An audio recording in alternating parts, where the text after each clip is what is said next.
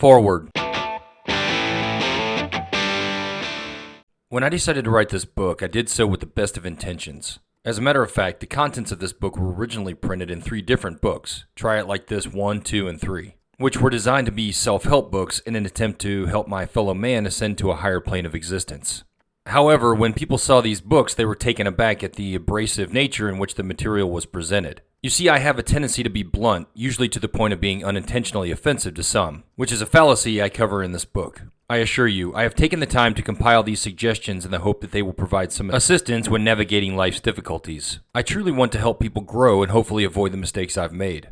Some of the content in this book is nothing more than sport bitching, while the rest is actual advice that you should take to heart. I believe you'll know the difference when you hear it. So, while my wife and others may think the things I say are callous and rude, they are not meant to be offensive. On the contrary, they are heartfelt and honest and just might save you some grief. The acceptance double standard. People are constantly trying to control others by telling them how to act or speak. Take combat warriors, for instance. Do you think that the Greeks told Spartans to be politically correct or think about people's feelings? I seriously doubt it.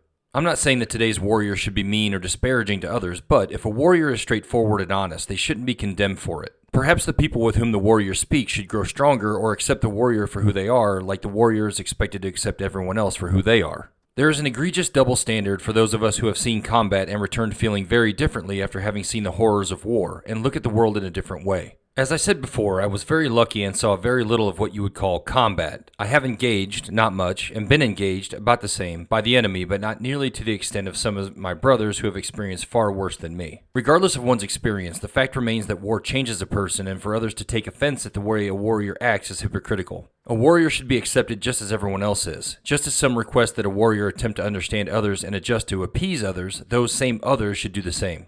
But others should be aware that a warrior may not change their ways, and that is okay. Warriors should be accepted for who they are, not shunned for being offensive or abrasive. This should be acknowledged, and they should be accepted as fighters of wars. With this designation comes the most intense characteristics imaginable, characteristics that most will never understand, but must accept.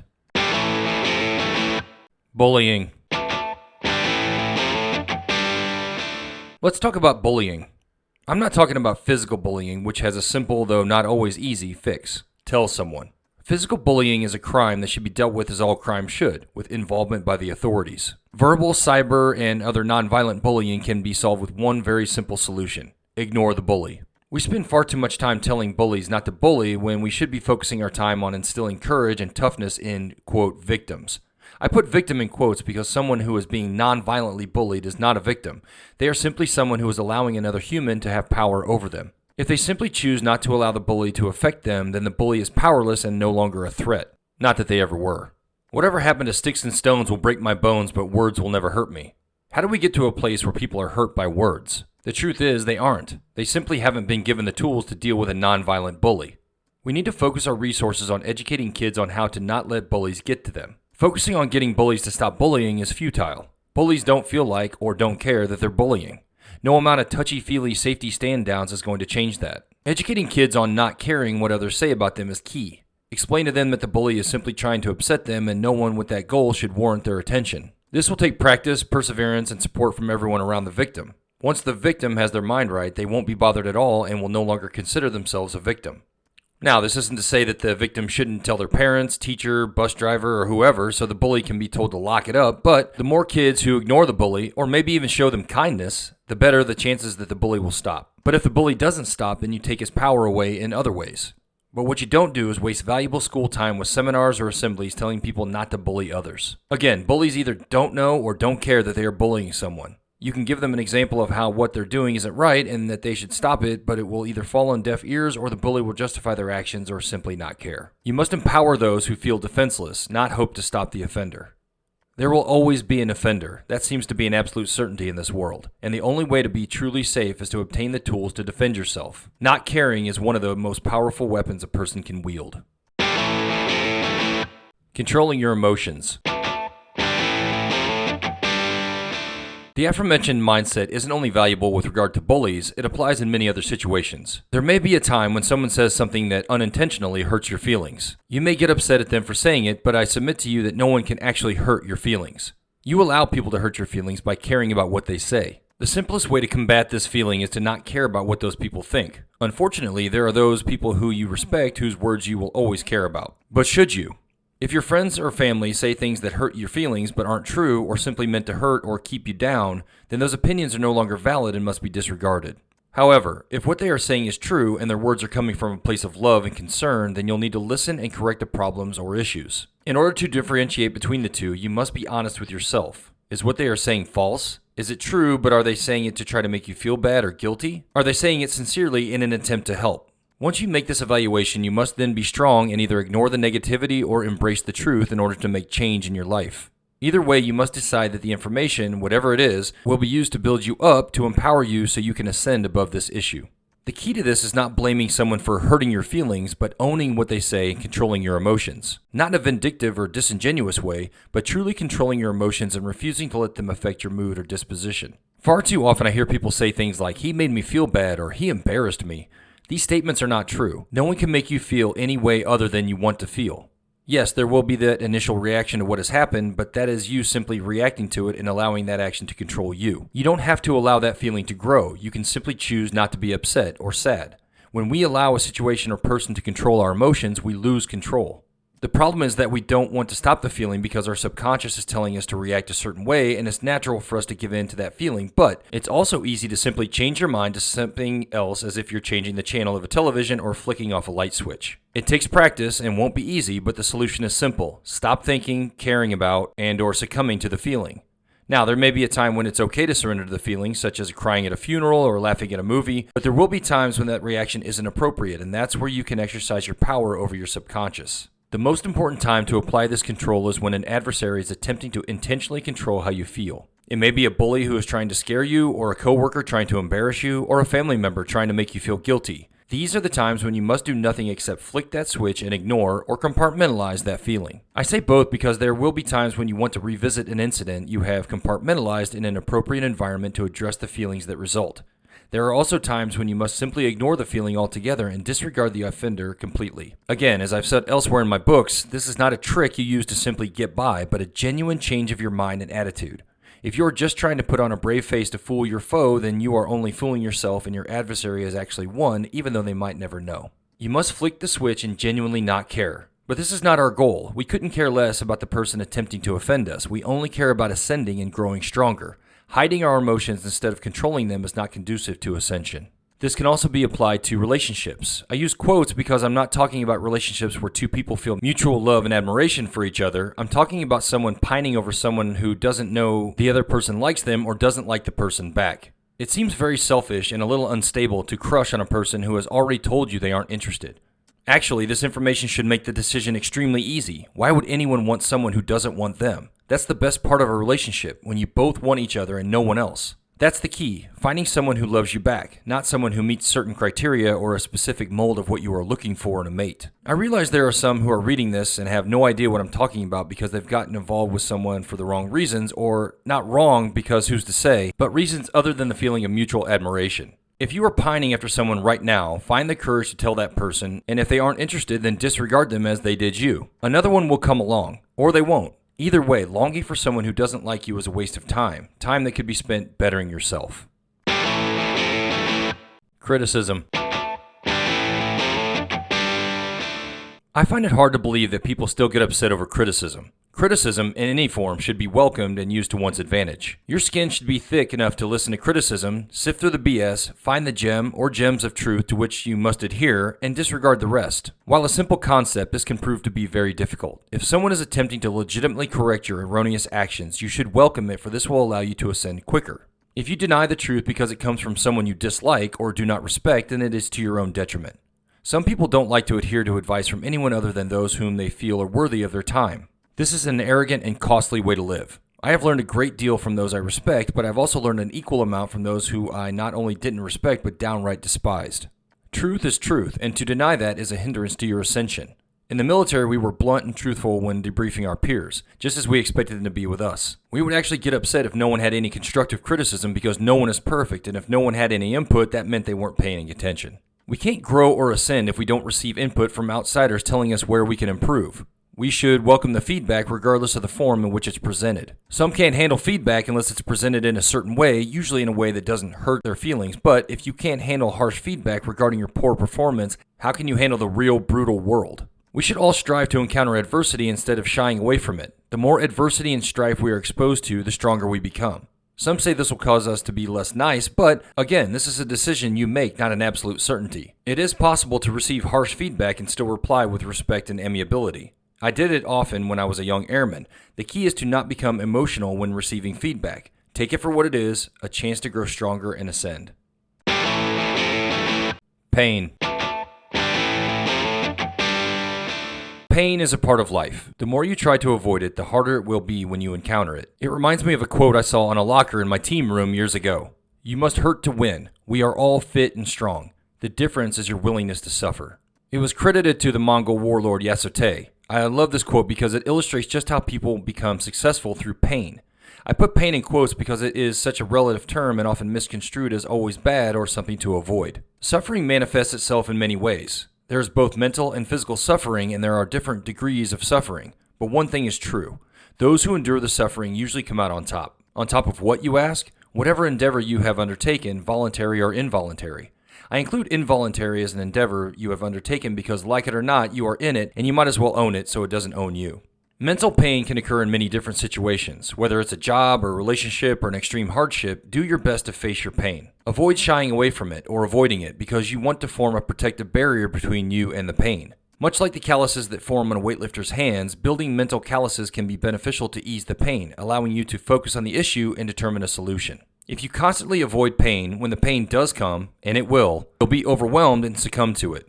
Building a resistance to it will arm you with the ability to still feel the pain but not let it control you. Some are thinking, I don't actively avoid pain, but I simply don't encounter much of it, if at all. Well, two things could be occurring. One, you are already strong and the pain you encounter doesn't affect you, or two, you have a pretty good life and are not faced with much adversity. The latter example may seem optimal, but as I said, pain will eventually come and one should prepare themselves for it. Perhaps searching for controlled, painful situations is in order. It might be as simple as getting involved with less fortunate people in your community or watching a documentary on an upsetting subject. The point is to seek out situations that are uncomfortable to expose yourself to the feeling of pain so you can at least recognize it to avoid being blindsided by real pain. While mental pain is the most likely kind humans will endure, one must figure out how to endure physical pain as well. Living a sedentary, easy life may seem ideal, but it is only setting you up for failure. How many older people suffer daily pain due to their sedentary lifestyle when they were younger? We must challenge our bodies periodically to build up a resistance to pain. Building this resistance protects our body with natural armor to prepare us for painful situations in the future. This is where your willingness to suffer is tested. Are you willing to suffer the pain now to avoid a much greater pain later? If not, you may get a chance to experience exponentially greater suffering as you get older. Suffering at a controlled, incremental pace can build that natural armor to avoid the chronic, debilitating pain some endure later in life. I've discussed mental and physical pain as two separate things, but I want to stress that neither are mutually exclusive. Experiencing mental pain can result in physical ailments, as physical pain can affect mental acuity. The good thing about this is you'll be building both sets of armor, mental and physical, during each bout of suffering. This will not only arm you against negative efforts, but also unpleasant positive ones designed to help you. There are many things that are great for us that require a certain amount of suffering. We must envision these efforts as what they are instead of what they feel like.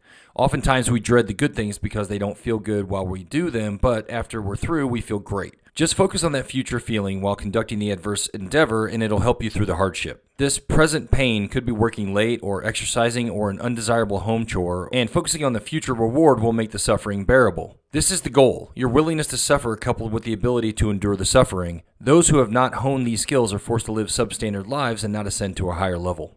You mustn't shy away from adversity. Allowing yourself to be coddled or coddling others does nothing to help you or them achieve ascension.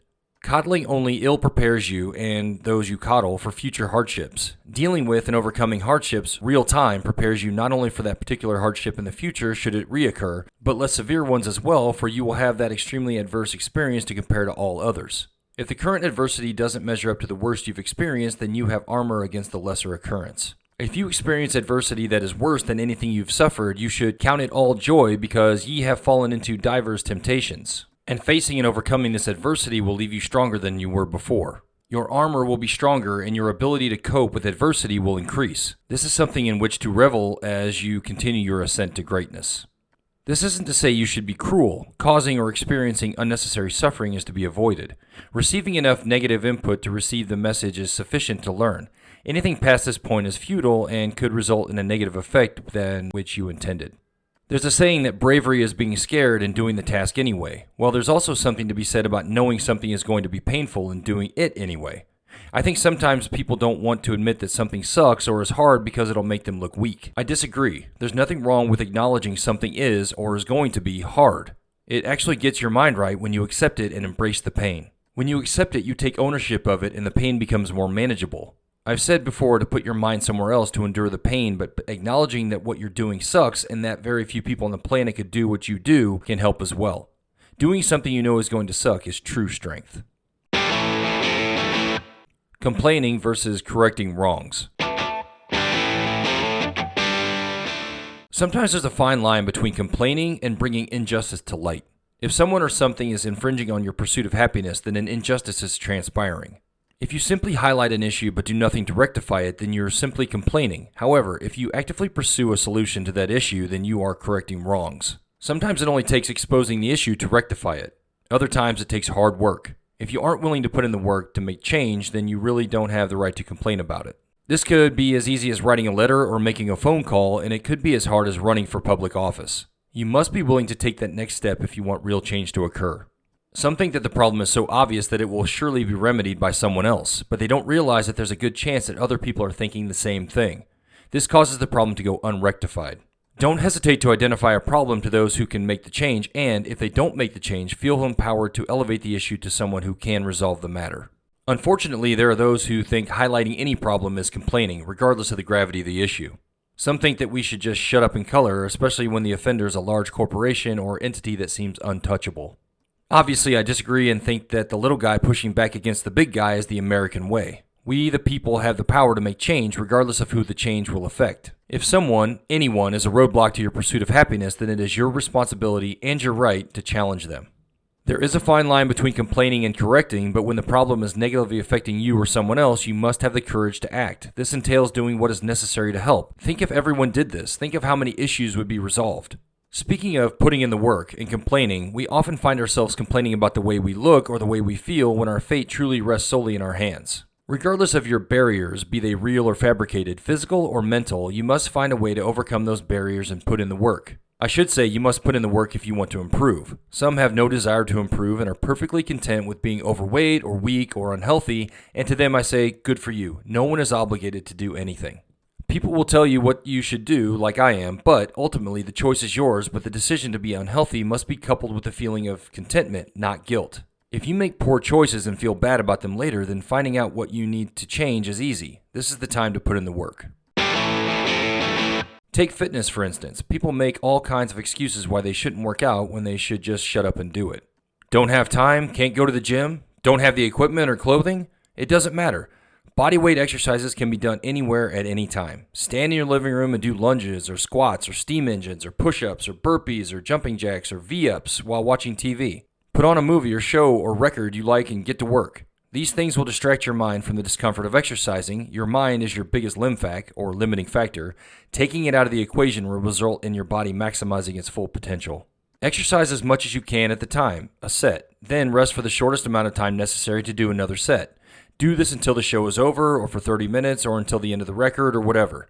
Remember to keep going until it is difficult to do, then do a little more.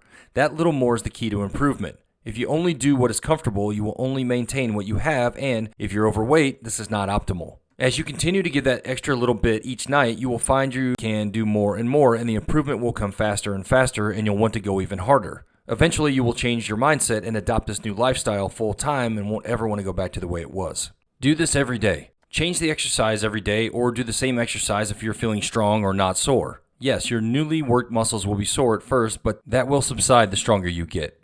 If you live in an area with favorable weather, or if you don't mind being wet or cold or hot, then go outside and do these things. Get some headphones and something that plays music and get busy. You can walk or run, you can find a patch of grass to do bodyweight exercises. If there's a particular activity you enjoy, like basketball, soccer, tennis, then do that instead. Fitness doesn't have to be bodyweight exercises or lifting weights at the gym. Staying fit can be accomplished by any means available. The key is to elevate your heart rate and challenge your muscles. However you do this doesn't matter.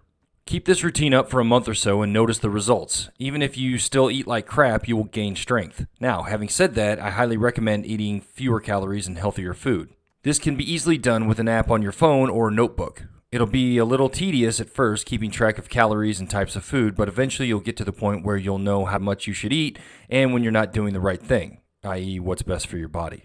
Once you reach your goals, you'll only need to maintain that level of fitness if you want to, but I think you'll find that as you continue your rise to power, you'll want to keep challenging yourself. Either way, you'll be significantly healthier and feel exponentially better than you did before, which should be everyone's goal, to feel good all the time. Labels. I never understood the infatuation with labels. Why do we have this burning desire to belong to something? I think you truly evolve when you can be comfortable with just being yourself and not striving to be called something or be part of a certain group. Not to say that being part of something isn't great sometimes, but it shouldn't define you. I think that's how people paint themselves into corners. I think the most grievous example is a political party. Once a person identifies themselves with a political party, it leaves them very little wiggle room to deviate from that party line. Yes, people do disagree with their party, but they're then met with scrutiny and their loyalty is questioned. If you have no loyalty to any particular party, then you have no obligation to anyone. It allows you to be free to think how you want and choose whomever you want. Political parties aren't the only labels holding us back as a society. The fabricated social construct of race is also a divisive tactic used to separate us to ensure we're never fully unified. It's telling when those who profit from keeping people separated say things like racism is taught. It truly is, but not only by bigoted parents, but also by those who accentuate it, or even still recognize it. All children are the same in the eyes of other children. Most kids already know not to judge another by their appearance. It's only when progressive adults expose them to the thought that they make the correlation. I get it. Putting ourselves and others in figurative boxes makes us feel better sometimes. It's scary when you don't know what to expect from someone. But I submit to you that simply because that person claims a certain label doesn't mean they will adhere to every aspect of it. They may claim to follow their group, but deviate when necessary or convenient. It's a waste of time to categorize everyone. Instead, if you have a question or questions about particular subjects, simply ask and see where the person stands on that particular issue. It is very possible for you to respect a person who has wildly differing views from yours. Exposing those views instead of assuming them based on an affiliation is the only way to truly know where that person stands. Self-worth. I think we all go through a time when we feel someone else is better than us, whatever that means, or above us in some way. I have grown to a point where I don't feel that any person is above anyone else. There are definitely levels of readiness, kindness, or success that others may have risen to that we strive to achieve, but to say that any person deserves my obedience or respect simply for the position in which they currently are is preposterous and self-defeating. You have to get to a healthy point in your life where you recognize greatness and either know you can achieve the same greatness or accept your limitations while still being secure in yourself. Simply because a person has money or power, which is ultimately given to them by their subordinates and can be taken away just as quickly given the right set of circumstances, some feel they deserve a certain amount of respect or reverence. This happened a lot in the military. A person would achieve a certain rank or position, and instead of exercising humility and grace, they see it as something they were owed and deserved. Not that we don't all deserve the success we achieve, but being placed in a position by someone else, which is how all positions are achieved, either by vote, necessity, or default, shouldn't make you feel powerful. It should make you feel humble that they are entrusting you with that job and are counting on you to perform it well and, ultimately, care for those for whom you have been put in charge. This brings me back to those who bow down or cower before those who think they are better than them. If a person achieves success, they should be commended, but they are still just people and should be treated accordingly. Recognize their efforts, but draw the line at fawning or bowing or kissing ass. No one is important enough for you to devalue yourself. Be professional, but stand tall and maintain your self-respect. I think the worst example of this is how people swoon over entertainers. Yes, professional athletes fall into this category. The least significant people on the planet are getting the majority of the attention. It's weird how people overly value the people whose sole job it is to gain the approval of the very people that overly value them. It's even stranger when those same entertainers feel they are better than those whose approval they need. It's even stranger still that we look down upon those who actually keep our society going, people we would actually need should they stop doing their job. Instead, people hold non-essential people in very high regard and discount those who are actually essential. In the grand scheme of things, we are all equally important and non-important, and we should all act accordingly. Now, this doesn't mean to be rude or prideful or evil. It simply means that we all make mistakes and we all have strengths. As long as someone is learning from their mistakes and attempting to hone their strengths, they can hold their head high. It's those who have a genuine disdain for others and refuse to live peacefully in society that deserve our rebuke. When you get to the point where no insult or joke can affect you and you are able to dismiss it as quickly as you heard it, then you have risen to the appropriate level. The fact that some can be taken down or negatively affected by another human's words or actions is laughable. There are those who claim to be tough yet allow another person to make them react simply by speaking. It makes no sense unless you get to the root of the issue, which is insecurity. That's probably why the person acts, dresses, speaks the way they do, to make sure everyone knows how tough they are when the opposite is true. Yes, those people are probably tough with regard to physical fighting, but is that really being tough? Isn't it tougher to rise above and ignore those who mean nothing? When a person's words can hurt your feelings, then you haven't reached a high enough plane of existence. Choosing how you feel, regardless of the situation, is true strength, true power. If you can control your emotions and simply let things go, then you have truly ascended. I mean, honestly, would you rather be the type of person who gets offended at every little thing? It seems exhausting. Or would you rather be Teflon coated, someone who doesn't care what anyone else does or says as long as it doesn't affect me or my friends or my family? Don't be a slave to someone else's words. Rise above it and disregard them just as you should have disregarded their words. Or perhaps an offensive person is someone you have to see every day or is a friend or family. Maybe you can't remove yourself from the situation. In those cases, you either say something or grow thicker skin. By say something, I mean tell the person how you feel. They may not intentionally want to offend. As I said, it may not be offensive to them as we are all different and have differing views of the world. Although I feel it would be better to simply ignore, because if you make it known that the person is offending you, then the offensive nature of that person may increase just to spite you. Never let on that someone is bothering you, especially if that is their goal. Giving someone the satisfaction of getting under your skin is never optimal. Now, I don't mean pretending that what they are saying doesn't bother you. I mean truly not caring and not letting what they say affect you.